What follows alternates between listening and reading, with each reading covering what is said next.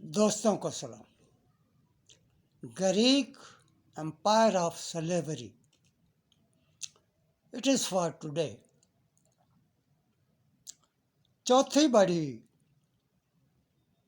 गुलामदारी की सल्तनत Greek empire of slavery थी। इसका बानी सिकंदर आज़म था। 356 बीसी में सिकंदर आज़म पैदा हुआ मकदूनिया में, जो यूनान की एक रियासत थी। यूनान रियासतों पर मुश्तमिल था। फिलिप बादशाह था मकदूनिया का। ओलंपियास मलका थी। 356 बीसी में सिकंदर आज़म पैदा हुआ। 20 बरस की उम्र में फिलिप कत्ल हुआ। सिकंदर आज़म बादशाह बन गया। सिकंदर आज़म ने ईरान पर हमला किया। ईरान एक बड़ी एम्पायर थी। सिकंदर ने इस एम्पायर को फतह किया और ग्रीक एम्पायर ऑफ स्लेवरी कायम की। दिलचस्प कहानी है। अरिस्टोटल मकदूनिया का शायरी था, एक स्कॉलर था, साइंटिस्ट था, फिलासफर था। अरिस्टोटल ने एथेंस से तालीम हासिल की। अफलातून का शागिर्द था। तालीम मुकम्मल करने के बाद अरिस्टोटल मकदूनिया आ गया और यहाँ उसने लाइसियम कायम किया। लाइसियम ऐसे ही था जैसे सर सैयद ने अलीगढ़ यूनिवर्सिटी कायम की थी। मकदूनिया की अशराफिया के बच्चे लाइसियम में पढ़ते थे, फौज में जाते थे और दीगर रियासती ओहदों पर फायज होते थे। सिकंदर अरिस्टोटल का शागिर्द था। अरिस्टोटल उस्ताद था। 16 वर्ष की उम्र में सिकंदर ने फौज में शमूलियत इख्तियार की, जनरल बन गया और जंगों में शामिल हो गया। 336 में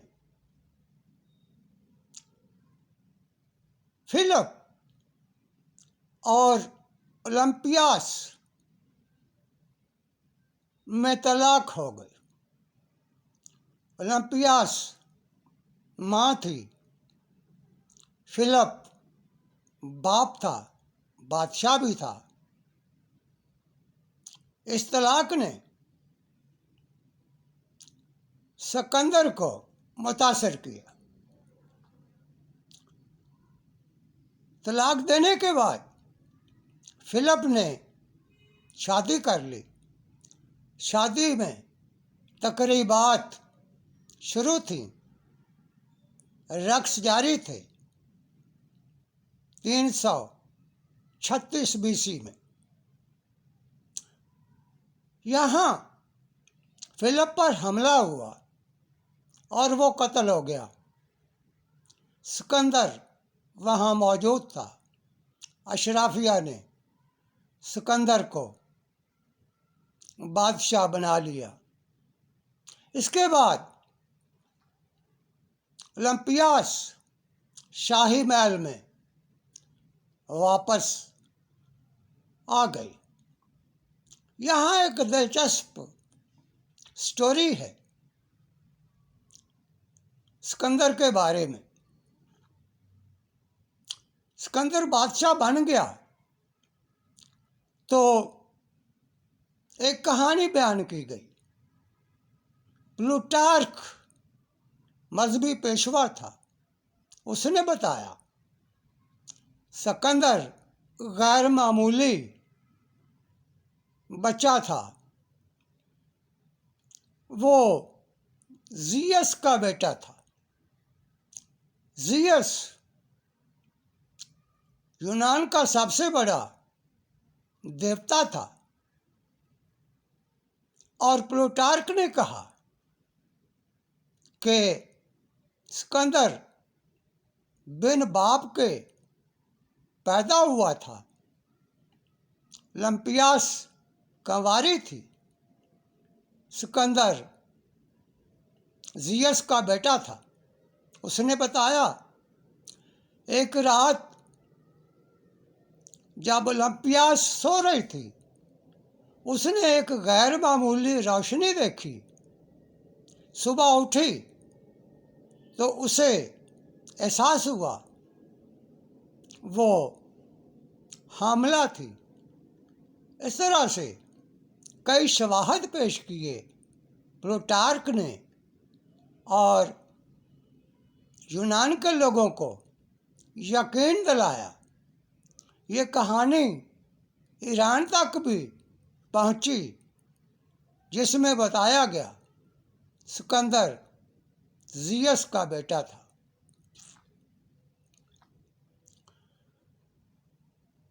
तलाक हो गई। ओलंपियास में और फिलिप में। तो इसके बाद सिकंदर बादशाह बना 20 वर्ष की उम्र में और वो जियस का बेटा बताया गया। सिकंदर ने ईरान के खिलाफ जंग शुरू की, जिसके पीछे अगर कोई दानिश्वर था तो वो अरिस्टोटल था। और उसके साथ ओलंपियास थी। 10 बरस जंग के बाद सिकंदर ने ईरान फतह कर लिया। दारा और सिकंदर के दरमियान जंग तारीख का एक बड़ा बाब है। सिकंदर ने ईरान फतह किया। पूरा इलाका जो ईरान की अंपायर में था, तुर्की से मिस्र तक फतह कर लिया। सिकंदर ने दरियाए सिंध तक पाकिस्तान का इलाका फतह किया और यहाँ दरियाए झेलम पर राजा पोरस मुकाबले में आया। सिकंदर और पोरस के दरमियान जंग हुई। सिकंदर वापस चला गया।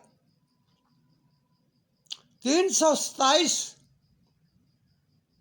BC में सिकंदर ने जंग ख़त्म कर दी और वो बादशाह बन गया। ग्रीक एम्पायर ऑफ स्लेवरी कायम करके सिकंदर बादशाह बन गया। ईरान को शिकस्त हुई दारा की शिकस्त में और अरिस्टोटल की फतह में। सिकंदर की बादशाही में 3 नकात अहम हैं। पहली बात यह है कि नफसियाती तौर पर यूनान में और ईरान में ये बात फैला दी गई कि सिकंदर ज़ियस का बेटा है, उसको शिकस्त देना मुमकिन नहीं है। सिकंदर की फौज जब हरकत करती थी, एक बग्घी में सफ़ेद घोड़े बग्घी को खींचते थे। बग्घी खाली होती थी, जैसे ये तासर दिया जाता था कि इसमें ज़ियस की सवारी है। दूसरा अहम नुक्ता ये है कि लोहे का अहद था। साइंस और टेक्नोलॉजी में यूनान तरक्की याफ्ता था। लोहे की सनत और लोहे के हथियारों में यूनान ज़्यादा ताकतवर था। यूनान में साइंस और साइंसदान थे, ईरान में साइंसदान नहीं थे। जबकि उस दौर में यूनान साइंस में तरक्की याफ्ता मुल्क था। दर्जनों साइंसदान मौजूद थे। अरिस्टोटल भी साइंसदान था। यूनानियों ने जो बड़ा काम किया है, उन्होंने साइंस को एक सिस्टम में तब्दील किया। तीसरी बड़ी वजह जो दारा की कमज़ोरी थी और सिकंदर की ताकत थी, वो ईरान में अशराफिया की बगावत थी। अशराफिया दारा के ख़िलाफ़ बगावतें कर रही थी। अशराफिया बागी थी। ये बड़ी कमज़ोरी थी दारा की। दारा को अंदरूनी और बैरूनी दुश्मन से मुकाबला करना पड़ा। अशराफिया किसी की वफादार नहीं होती, ये माफिया होती है। इन्होंने अपना नाम अशराफिया रखा हुआ है। ये सिर्फ अपने मफादात के साथ वाबस्ता होते हैं। ये मुल्क के वफादार नहीं होते, ये अवाम के वफादार नहीं होते। करप्शन से ये दौलत बनाते हैं, जायदाद बनाते हैं और फिर ये उसी के वफादार होते हैं। आप पाकिस्तान को देख लें, आज भी पाकिस्तान पर हमला है। 1971 में पाकिस्तान टूटा था। आज पाकिस्तान पर हमला है। किताबें लिखी जा रही हैं, फ्यूचर ऑफ पाकिस्तान, लेकिन पाकिस्तान की माफिया धरने दे रही है। और ये अंदरूनी दुश्मन है। आप देखें कि इस जंग में सिकंदर कौन है, दारा कौन है। माफिया अपने मफादात के साथ वफादार है, इनको गर्ज नहीं होती मुल्क टूटता है या नहीं। पाकिस्तान के खिलाफ जंग है, इस पर किताबें लिखी जा रही हैं, ये मैं नहीं कह रहा हूँ। फ्यूचर ऑफ पाकिस्तान क्या है, इस पर थिंक टैंक रिपोर्टें बना रहे हैं और किताबें लिखी जा रही हैं। 327 में सिकंदर जंग बंद करके अपनी एम्पायर की तरफ तवज्जो देने लगा। उसने अशराफिया को अपनी हुकूमत में शामिल किया। अशराफिया की एक खातून रुखसाना से शादी की और अशराफिया सिकंदर के साथ शामिल हो गई, उसकी इत्तेहादी बन गई। बाबर को कैपिटल बनाया सिकंदर ने और यहाँ अपना तख्त सजाया। 323 में सिकंदर मर गया। कहा जाता है, कई असबाब बताए जाते हैं। एक ये भी है कि रुखसाना ने उसको जहर दिया था। बहरहाल जो भी है, 323 में सिकंदर मर गया। उसने कहा मरने से पहले कि मेरे जनाजे में मेरे हाथ बाहर रखना। इसमें एक सबक था, उसकी वसीयत पर अमल किया गया, मगर माफिया इस सबक को कबूल नहीं करती। सिर्फ दरवेश वली ही इस बात को समझ सकते हैं जो सिकंदर बताना चाहता था। Sikandar Greek empire of slavery का बादशाह था, मर गया और बाबल में दफन हो। शुक्रिया।